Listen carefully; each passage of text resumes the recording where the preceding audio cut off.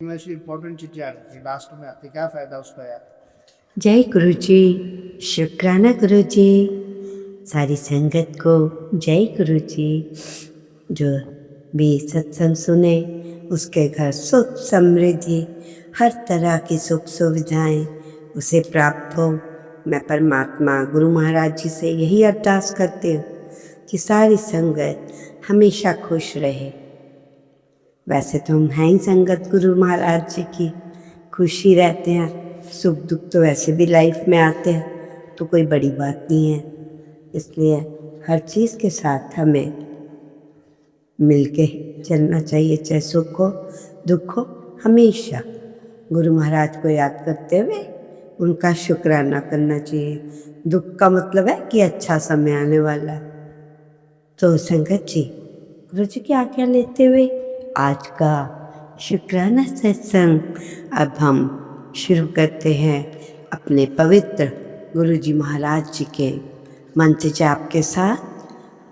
जय गुरु जी। ओम नमः शिवाय। शिव जी सदा सहाय। ओम नमः शिवाय।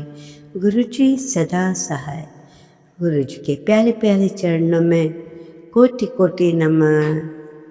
इससे पहले जो गुरु जी के चरणों में लाइक सब्सक्राइब समर्पित करे उसके घर में सुख समृद्धि की कभी कमी ना करें हमारे प्यारे गुरु जी। उन्हें भरपूर दें गुरु महाराज, उनकी हर इच्छा को पूर्ण करें। सिमर नाम जीवा तन मन होए निहाला। सतगुरु चरण कमल तेरे तोय तोय पीवा मेरे। सतगुरु दीन दयाला।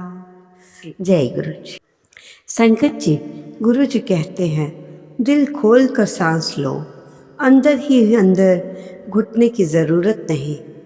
कुछ बातें भगवान पे छोड़ दो, सब कुछ खुद सुलझाने की कोशिश ना करो। जो आपसे ना हो वो अपने गुरु महाराज या भगवान पे छोड़ दो। और आगे अफसर ये कहते हैं, अक्सर आपने ये कहते सुना होगा, जो दूसरों को हंसाने के लिए हंसते हैं भगवान उन्हें कभी रोने नहीं देते। जय गुरु जी। संगत जी, एक बड़ा ही इंटरेस्टिंग सत्संग सुनो।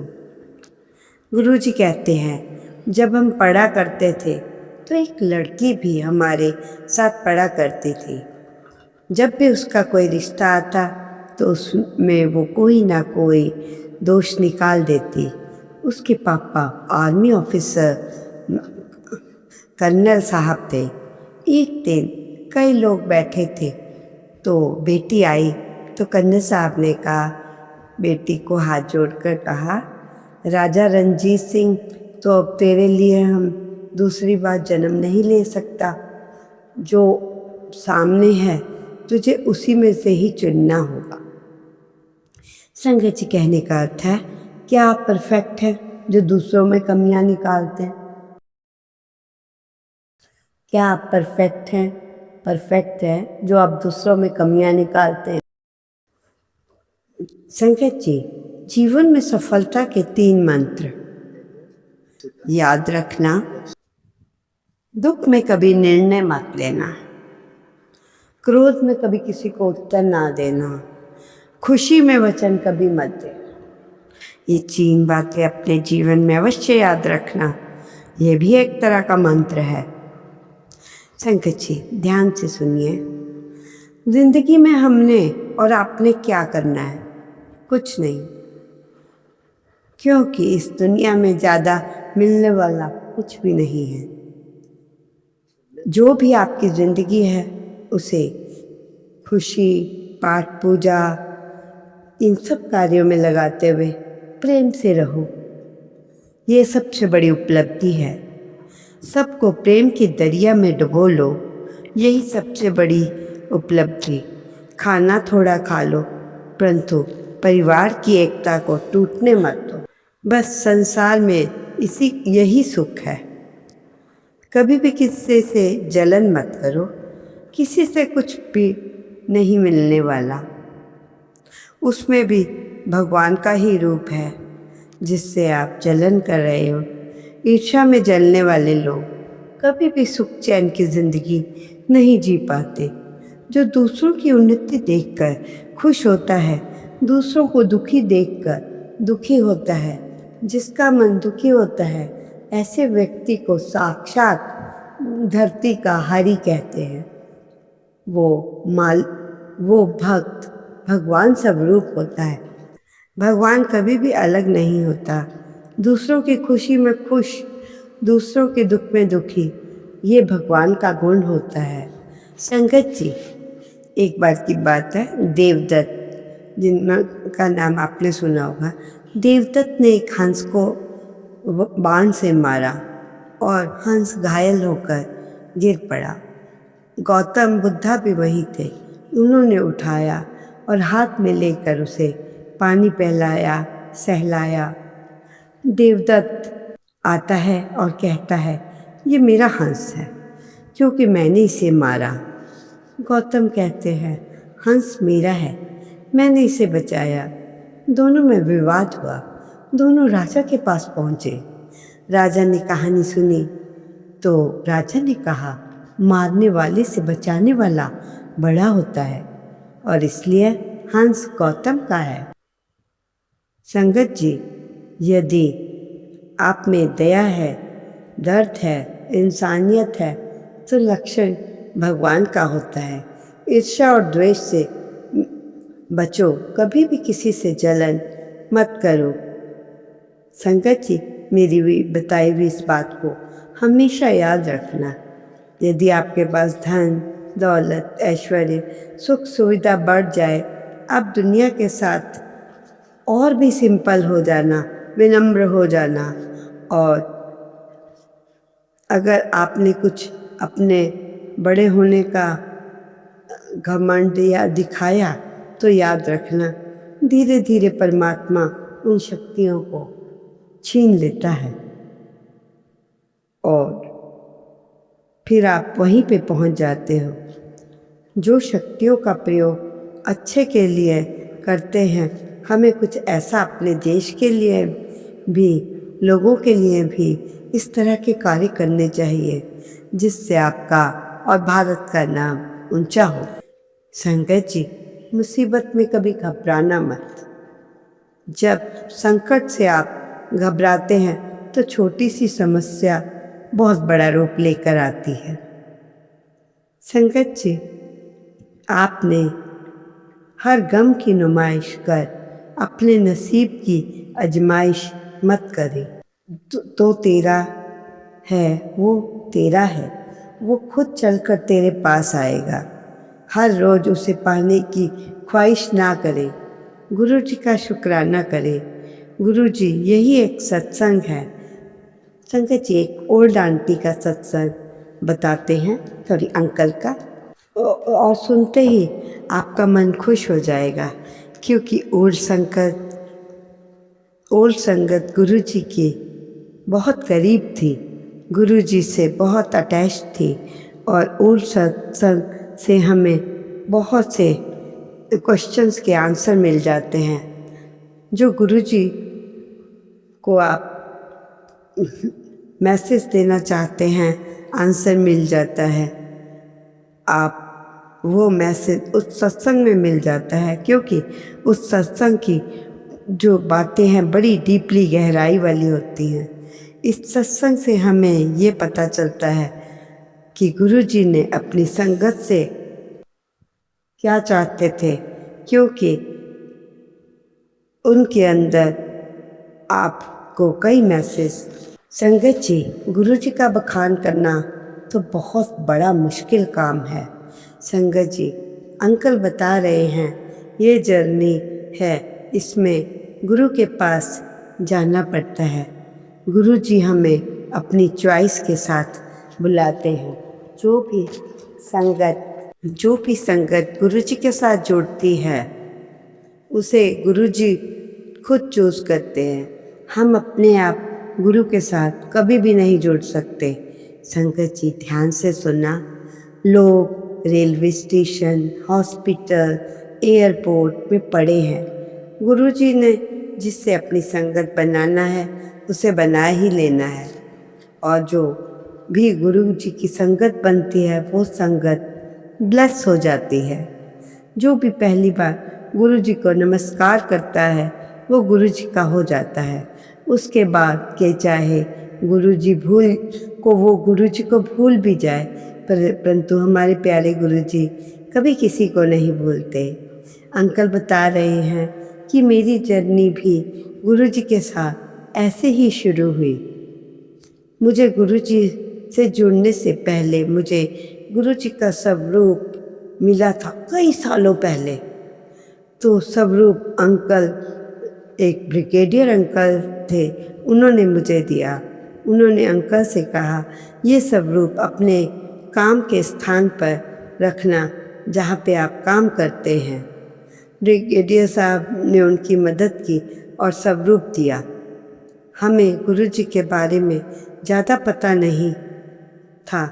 अंकल कह रहे हैं बस मैं ओम नमः शिवाय कहता था। अंकल को गुरु जी ने अपने दर्शन 2003 में दिए, जबकि अंकल को स्वरूप 1990 में मिला था।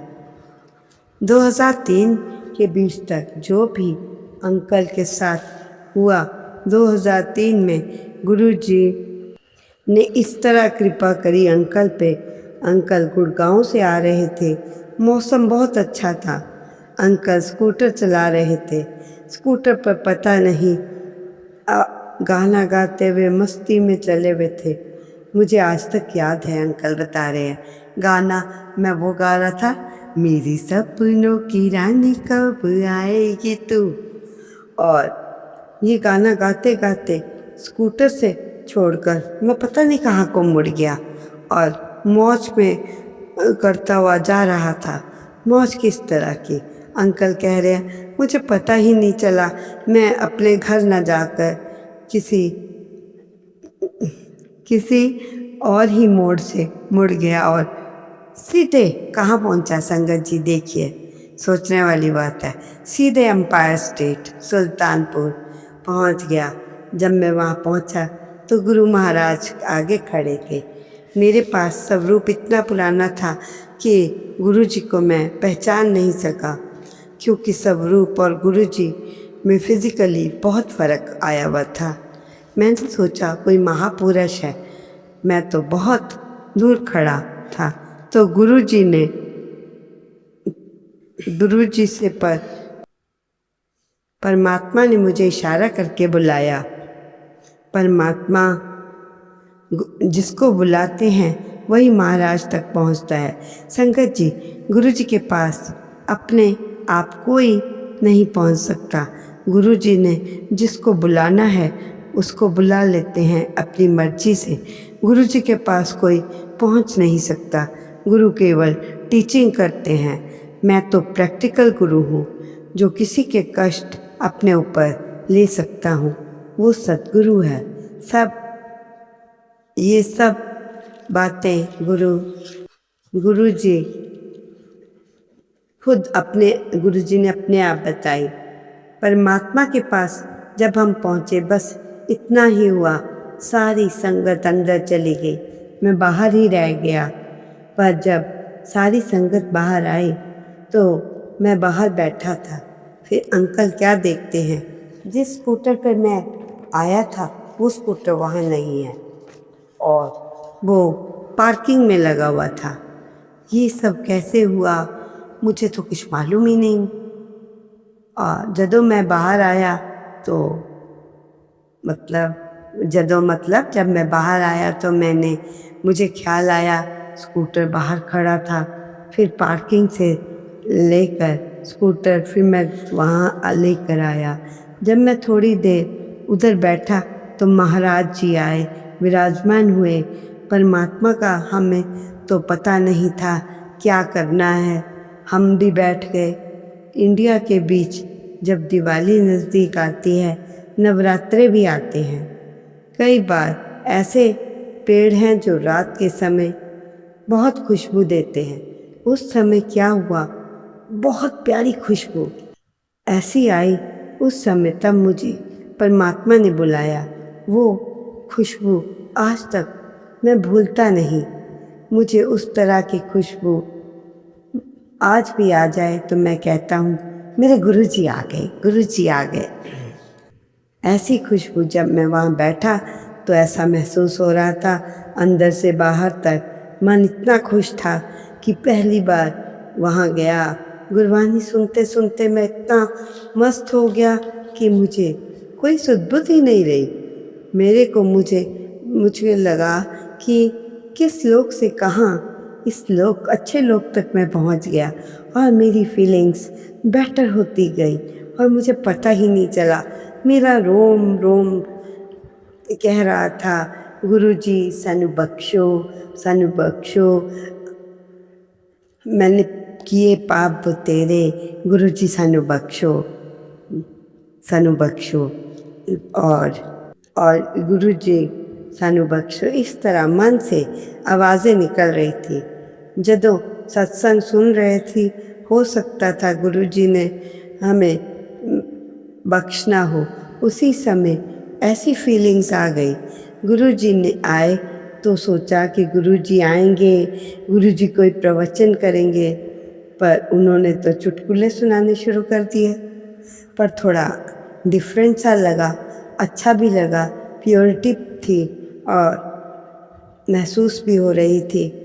ये सब चीज़ें पहली बार मुझे मिल रही थी। गुरुजी से आज्ञा ली, चाय प्रसाद मिला, जल प्रसाद, लंगर प्रसाद। फिर मैं अपने घर आया और मैं बहुत ही खुश घर वालों को बताया। आज न जाने मैं कैसे ऐसी जगह चला गया जहाँ मत पूछो, इतना अच्छा लगा। और उस जगह कितनी कशिश थी, मेरा दिल कर रहा है फिर मैं जाऊं। जब मैं सेकंड टाइम गया तो मैं गुरुजी के पास बैठा। गुरुजी कहते हैं कोई पाठ करना है? तो मैंने भी कह दिया हाँ, जी हाँ। मैंने पूछा किस तरह का पाठ? मैंने हाथ खड़ा करके कहा मैंने हनुमान जी का पाठ करना है, पर मुझे कोई जानकारी नहीं थी। मैंने ठीक कहा है। और तो गुरुजी ने भी कहा ठीक है, मंगलवार मेरी भी छुट्टी होती है, तो आज मैं बड़ा मंदिर मंगलवार और बुधवार को बंद होता है। ओम नमः शिवाय। शिव के सदा सहाय। ओम नमः शिवाय। गुरु जी सदा सहाय। जय गुरु जी। शुक्राना गुरु जी। अनंतम अनंत शुक्राना।